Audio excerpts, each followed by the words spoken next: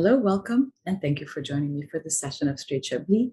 My name is Maymata Aliyah. I am a New York-based wine educator, and today our discussion is going to be on the Petit Chablis village appellation, which just may be the most misunderstood appellation in the Chablis wine region. Maybe it's the word petit that leads people to think that it's somehow lesser than the Chablis appellation, but I'm here to set the record straight to tell you that they are both village level appellations. And what primarily distinguishes one from the other is, as always, in the Bourgogne wine region, it's the terroir. When we're talking about the Chablis appellation, we are talking about vineyards that are located in the famous Cameroonian soils of the Chablis region. When we're referring to the Petit Chablis appellation, we are usually referring to vineyards that are planted in the Portlandian soils. Those are younger soils. They're primarily lacking in the famous marine fossils or oyster fossils that we find in the Cameroonian soils. Additionally, the vineyards are usually located at higher elevation, so on the plateaus, which also means that the vines will struggle a little bit on their path towards ripeness. What that means in the winery is that oftentimes you will find winemakers who may choose to put their wines through malolactic fermentation or malolactic conversion to soften some of that, otherwise what could be very bracing acidity. Another tool that you will find winemakers oftentimes relying on is to just allow those wines to rest on their lees in their cellars, whether it's in stainless steel tanks primarily or in large, more neutral barrels. But they will allow the wines to rest on the lees, and again, to sort of give a little bit of weight and richness to the wine. So those two winemaking techniques are very common to the Petit Chablis, also in the Chablis region in general, but in Petit Chablis, they really do tend to add a little bit of richness and weight to the wines. But the Petit Chablis wines are incredibly fresh, very approachable, oftentimes wines that can be best enjoyed in their youth. And I think that they offer a wonderful addition to a wine store shelf or to a wine list. But as always, we are joined with a guest today, and he will be bringing his perspective to those wines of Petit Chablis. Our guest today is Josh Cohen. I will allow him to introduce himself in a minute. And as usual, we'll be tasting 3 wines to complement the discussion. So thanks for joining us. And Josh, why don't you go ahead and introduce yourselves to our guests? Okay, my name is Josh Cohen. Thank you very much for having me. I love Chablis, and it's a pleasure to be here today to chat with you about Petit Chablis. I'm a retailer. I bought a store in Dumbo, Brooklyn in 2005 called Lion Rouge. It was one of the fairly early Brooklyn boutiques that focused on small producers, lesser known appellations, organic and biodynamic wines and natural wines before that became the thing that it is today. Mm-hmm. And then since then, I've become involved with Flatiron Wines. I'm one of the founders. We opened the San Francisco store in 2016. How did you land in this position? Were you already involved in wine before? No.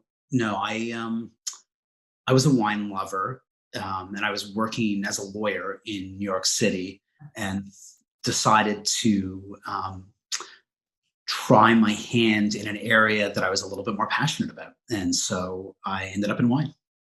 So just to bring our guests up to speed on Petit Chablis, I'm going to bring out my handy dandy map, because anyone who knows me knows I'm a bit of a map nerd.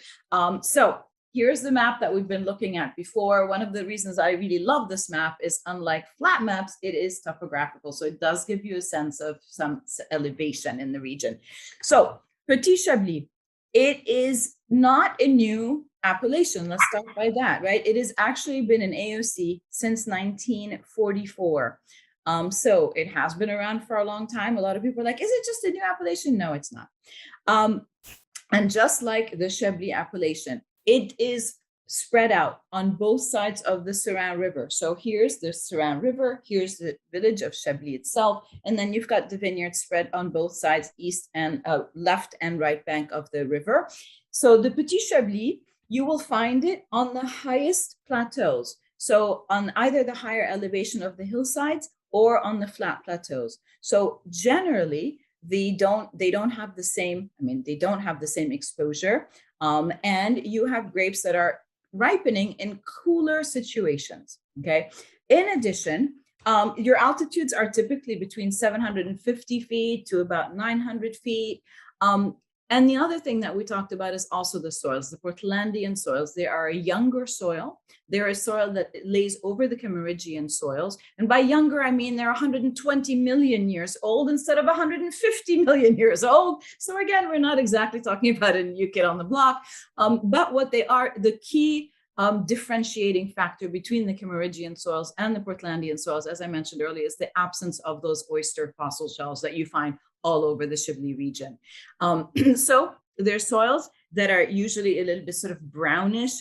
They're derived from limestone soils. But so it's this combination of different soils, of vines that are planted at higher elevations or on these plateaus, that gives the style of wine of Petit Chablis that distinct differentiation from the wines of Chablis. But just to reiterate, they're both village appellations. So if you're thinking of the classification pyramid, this hierarchy pyramid that we have in the wines of Bourgogne, the Petit Chablis and Chablis are side by side, right? One is not above or below the other.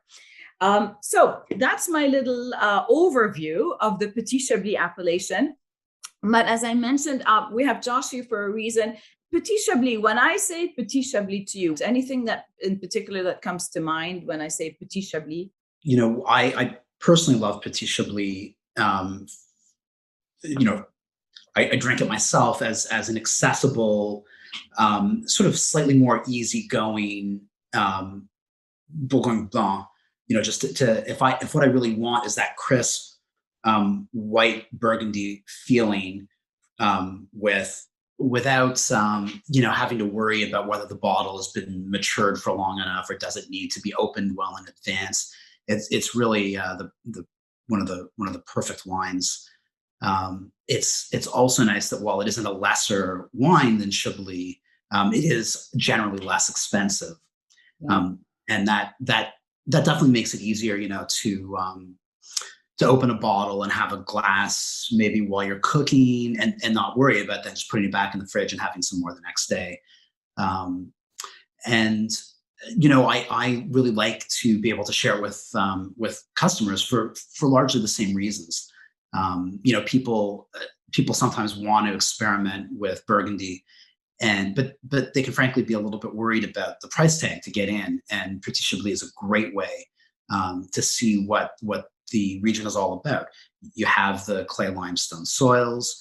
You have the sense of terroir. You have a very fresh wine with plenty of complexity, even if not as much complexity as a well-aged Grand Cru. For people who don't really have a lot of experience with that, it's a great way to get in without having to worry about, whether it's really the perfect wine for the occasion and what happens if we don't finish it. The other thing, there's so many people today, I really want high acid wines. It's like that sort of acid hound thing. Typically Petit Chablis will have higher acidity as well because the grapes are, in less, in areas that are a little bit more difficult for the grapes to ripen. And so, side by side, if you had a Chablis versus Petit Chablis, usually the expression of the acidity will be a little bit more prominent. I find in a Petit Chablis, all things being equal, where it's always, a little bit scary when you're drawing these generalizations, but to draw a broad generalization. Sure. Yeah. No, that's an important part of the terroir of Petit Chablis that distinguishes it from Chablis. And of course, those Grand Cru sites that sit right in the the middle of the slope and get all that sun. And I do wonder how much of the reputation that Petit Chablis has as being in some respect lesser Chablis among some people is a function of historically those wines being harder to ripen. In this era of global warming, of course, the problem we have is not really getting wines that are ripe enough. The problem we have is, maintaining acidities in these, some of these very, very hot vintages. And that makes Petit Chablis really, a perfect wine for our age too. I think today they're very consistent wines. You can open them with a lot of confidence. And I'm not sure that would have been true in the 1980s when our parents or grandparents were picking up a bottle of Chablis for dinner.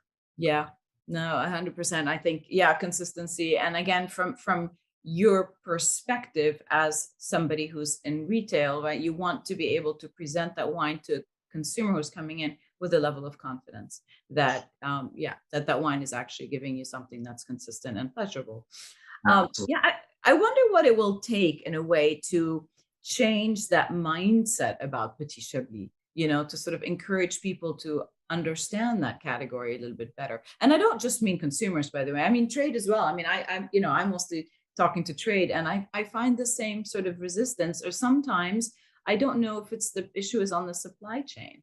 I don't know if it's just, you know, importers not bringing in as much Petit Chablis because it's easier for them to sell their Chablis. I don't know. Yeah, that's an interesting question. Um, we work with a lot of small importers. That's a thing that we've always done, and they tend to work with lots of small growers. And um, we do have the opportunity to buy lots of Petit Chablis, so we're very picky about what we choose, and we have no problem finding fantastic wines that everybody along the chain behind us believes in fully. And I think that the one thing that might help is the increased presence of Petit Chablis from really, really top producers in the market. Maybe most famously, Raveneau does Petit Chablis bottling now in Magnum, which you see on some very, very top wine lists. Yeah. And so when you see a producer like that going to the trouble of putting, Petit Chablis in a Magnum format, I think that will raise interest. Obviously there isn't enough of that wine to change the consumer environment. There's very, very little of it, in fact. But I think that knowing that is happening might shift things a little bit throughout the chain and encourage people to encourage importers to offer, an even broader selection. Yeah, no, I think that's a great point. And so actually you did mention, that you have the privilege of choosing from a lot of really really small producers, and you have quite an array. So what are you looking for when you are looking to make that decision of what Petit Chablis you want to put on your shelf? The first thing, the first thing always is that the wine is really good, and we think that that it's tasty, that it's going to make people happy. Before you get too complicated about it. With Petit Chablis, with all Bourgogne, I think that the beyond it being the kind of wine that will bring people pleasure, the single most important thing is a sense of typicité, that it be typical, that it give you a feel for the appellation. And so in the case of Petit Chablis, that means, when you're tasting Chablis, or especially, Premier Grand Cru Chablis, you're looking really for those particular Kimmeridgian markers, and for a kind of complexity, and at the upper ends, like a depth and a length on the palate.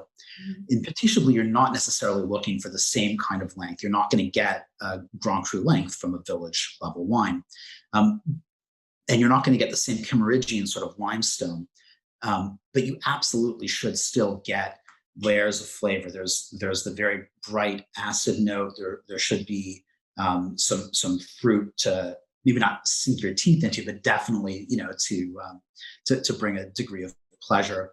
And while the minerality is different and not the same degree of focus, there are lots of very good Petit Chablis wines that do bring minerality to the table. And when you get those different elements in balance at a price that is going to be reasonable for our customers, then you have a no-brainer. Is there a price point that you're comfortable saying, this is a good value at this price point? That's a very difficult question lately because prices have been so much in flux. Yeah. But I would definitely say that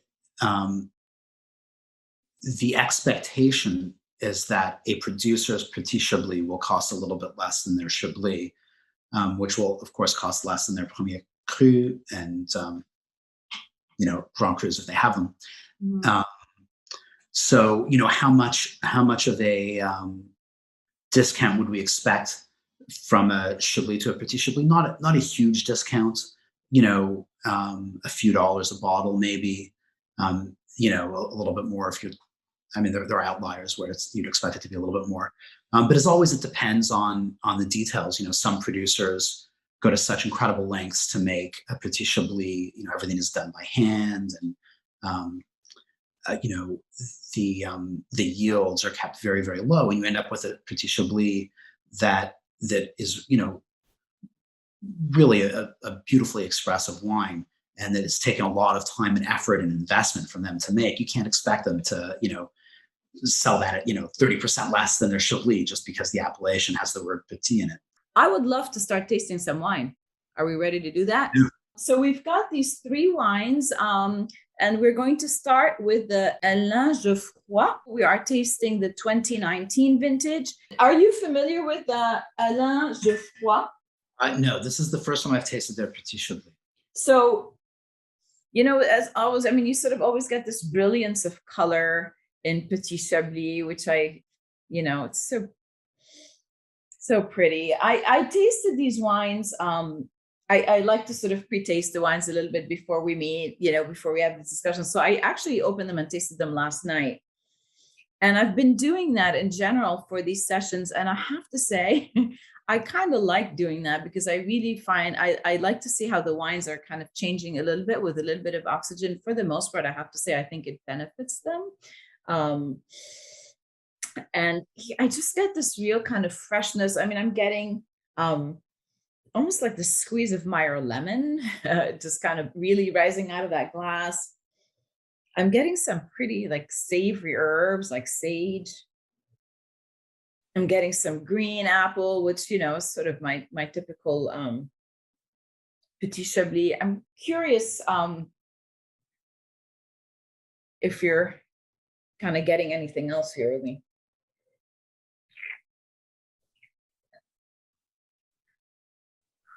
Yeah, the savoriness really distinguishes this wine.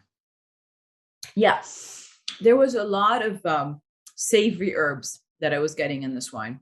And in fact, it's interesting because I'm looking at my notes from last night, and I had sage, and I had some fennel. I had almost like parsley. Like it really was just tasted a lot, and very, very savory herbs for me. But this acidity right now is just like really present and mouth-watering. That's great. This is an example of one of the things that can make Petit Chablis so great with food. Yeah.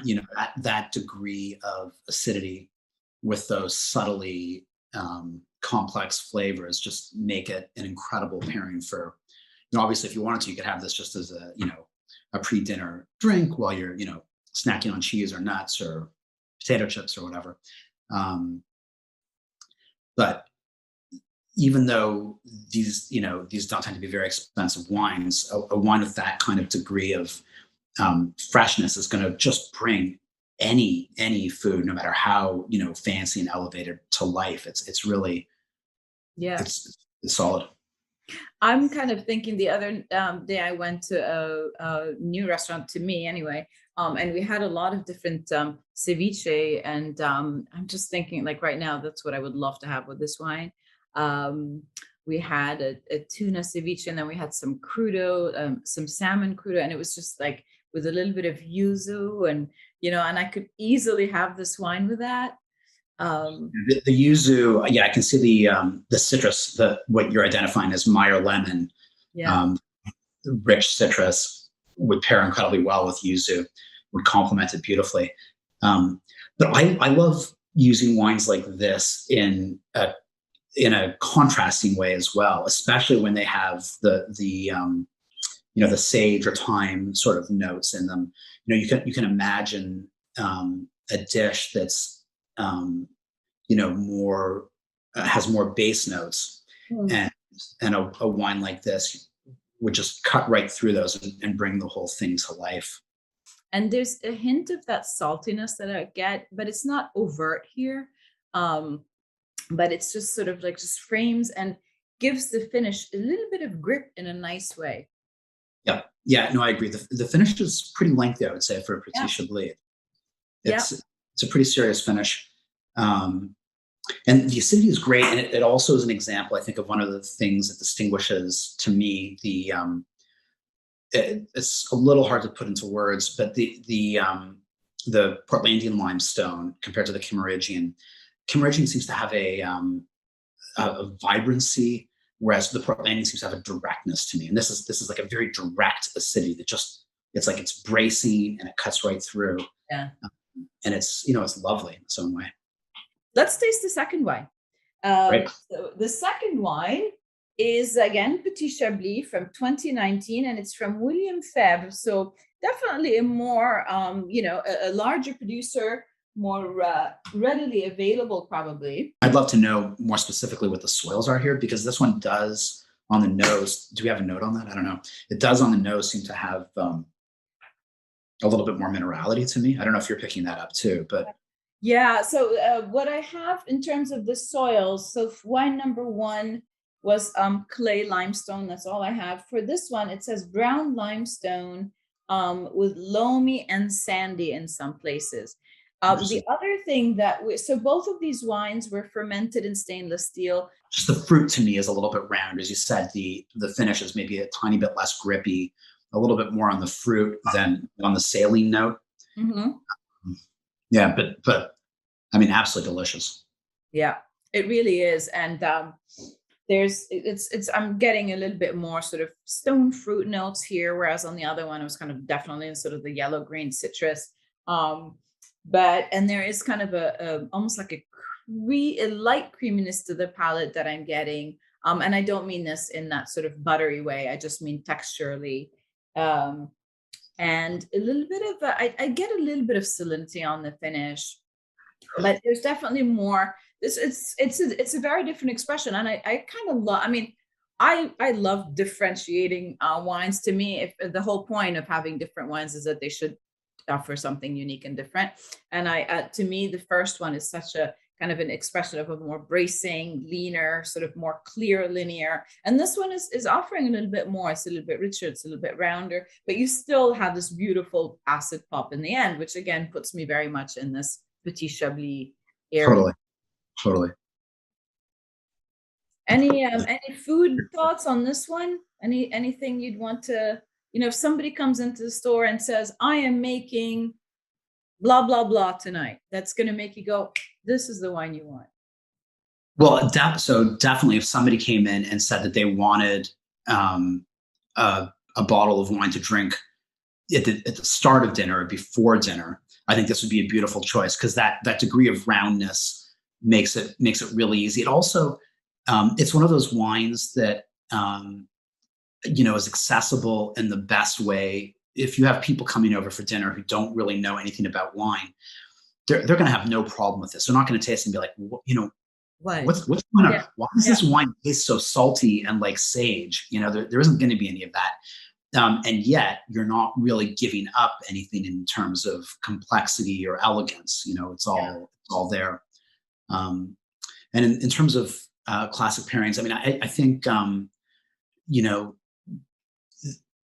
this is one where something like a risotto course at the start of a dinner, sort of as a preemie or something, would do really, really well with this. Just cutting through the creaminess of a simple risotto and bringing the whole thing, to life. Yeah. All right, let's go to our last one. So our last wine is the Domaine de Maupertuis. I hope I'm pronouncing that correctly. Maybe if not, we will fix that. And it's a Petit Chablis again. And this one is 2018. 2018 was really considered a really good year in the Chablis region. And I'm trying to see here. So in this case, it's interesting because we do have a little bit of some Kimmeridgian soil presence that's popping through. And very different on the nose. And let's see, in terms of, again, here there is malolactic fermentation, and the wine spent some time on the lees, and that's typical in a way. But you'll get some lees contact. It has a leesy character to me, which is lovely. To me, on the palate, the Kimmeridgian note does translate. The acidity here is different. It does more of that, what I experience as a kind of vibration, and that plays very nicely with the slightly riper, slightly leesier character of the wine. Yeah. If I had my eyes closed, if I was doing a blind tasting here, I'm not sure that I would think of a Petit Chablis when I taste this wine. I might not if you tasted it beside two other Petit Chablis. Yeah, it definitely has a different characteristic.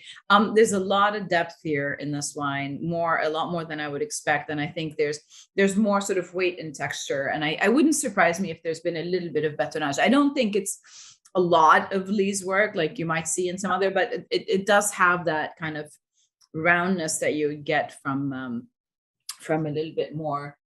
So and I feel like I pick it up a tiny bit on the nose too, whereas I did not all in the other two wines. Yeah. And I think also, it does have that extra year, which has also kind of given it a little bit more time to evolve. I mean, again, I'm sort of getting a lot of these savory notes that I was getting on wine number one, but in a different, it's more like here I'm getting more bay leaf and tarragon. If you look at it side by side with the first wine, it is also a little bit darker. Yeah. Which could be a function of a little bit of extra time in the bottle, because obviously wines get darker with age, but I'm not sure what happened so quickly. My guess is it's vintage and winemaking. They all also, I mean, in terms of, certification, the first one is not certified organic in any way, but they're cultivating in a sustainable fashion. And then wines number 2 and 3 have HVA, which is a high environmental, I should stop looking to the side, higher inventive value. And this is kind of a new certification of practices. And so, and that's something else that we're seeing. I think a lot of wine regions are trying to move more and more in ecological, into more ecological practices. It's important. It's hard. There are very serious issues. There are viruses that are decimating vineyards. Obviously, global warming is not a question of just an individual's practices, but it's the choices we all make together, and these things matter to the wine, and they matter to all of us. And it's great when you see producers take them seriously and do their best to make wise choices. 100%. Yeah. Any inspired food pairings on this one? Yeah, I mean, with the other ones, I was leaning more, aperitif, obviously, palate, thirst quenching, palate cleansing sort of experience. The first one has those, lovely sage, or to me, kind of thyme notes that make it, sort of an ideal pairing to something, light but complex. This one, with the extra body and the extra tension, I would be happy to have this, with any sort of a fish dish. But I can imagine having this with, a light veal dish. Even if you had pork with some of those herbs that you're picking up, you can imagine the way it would complement that. I think it could stand up to a cream sauce and really brighten the whole experience. These wines are really lovely. And it's, what's interesting to me is, again, they sort of offer this range from this kind of very linear, more straightforward, but just, acidity, kind of aggression, the acidity expression, to William Febvre, which is, I would say, sort of the crowd pleaser. The one that, if you had friends over, everybody's going to enjoy this wine. I mean, I'm thinking, I have a lot of friends who are not wine people, and they would all love this wine. And this last one, which to me is a little bit more of kind of a food wine, and just has so much to offer. But at the end of the day, I think they all offer something that's really delicious and lovely and unique, and sort of makes a case for Petit Chablis for me. Yeah, no, absolutely. They're unique, and yet they're all of a piece, and it conveys, I think, the essential elements of Petit Chablis as a subset of Chablis and Bourgogne in general. It's a fun little tasting. Thank you for putting it together. Oh my gosh. Well, thank you so much for joining me and joining our Straight Chablis chat. It's been lovely having you. And you'll see me at Blanc et Rouge or Flatiron soon, I'm sure, because we're probably Flatiron because it's more in my neighborhood. But yeah, Good. thank you Well, so much. We'll raise a glass in person together soon. Cheers to that.